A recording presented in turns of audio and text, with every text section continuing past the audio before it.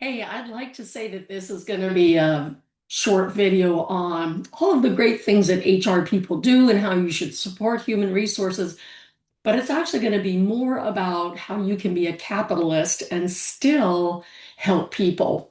And the way I got to thinking about this is the other day I had a colleague in human resources tell me about somebody in her workplace who got a promotion, came to her office just to say thank you. So it wasn't something where they needed to fill out forms or needed help with something or a complaint, which is what usually happens.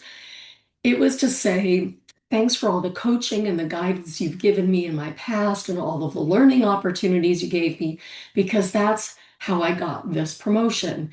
And it was so cool because HR really isn't thanked a whole lot.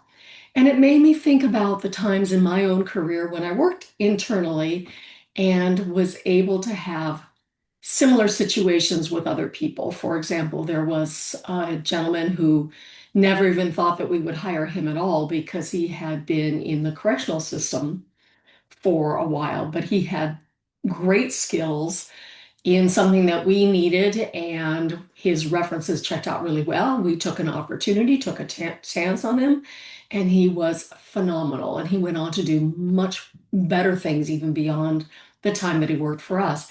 And there have been several things like that that have been really great when we've been able to do something for somebody and had it work out beautifully for them. But the thing that I really wanted to say is that HR doesn't mistake that we are supposed to, in a sense, be capitalist, that the bottom line to the organization matters. I get it. I'm self-employed. I have my own company. Money matters. But there are ways that you can really help people to achieve what they need.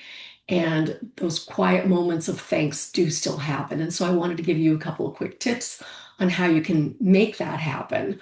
One would be when you have those conversations, it's usually the unscheduled ones, people stopping you in the hall, popping in your office. Can't tell you how many of these I've had in the restroom. Stop and have those conversations because sometimes it's the little unexpected conversations that lead to something really great for somebody. And you can nurture those conversations by giving helpful information and tips. And so those tips lead a little bit to coaching, which is tip number two. Assist them by giving some coaching, but also ask them Socratic questions that make them come up with their own answers. So you're not just feeding them, well, you do this, you do this, you do this.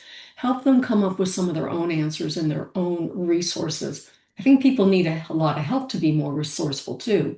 So don't just comply with everything that you're supposed to do in HR or leadership. If you're not an HR person, you might be a division head, a manager, an owner, something like that.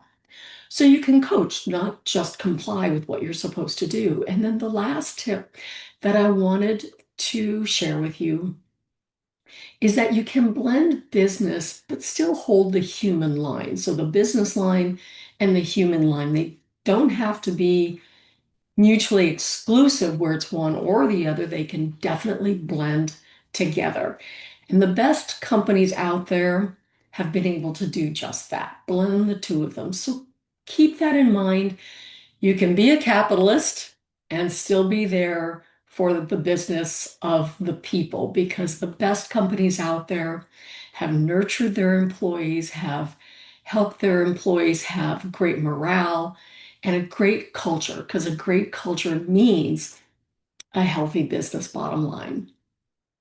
So if you like this short video and you like those three quick tips, then certainly subscribe to my YouTube channel, make a comment on this one, give it a like, whatever you could do, it's all appreciated, and we will see you on the next one. Cheers.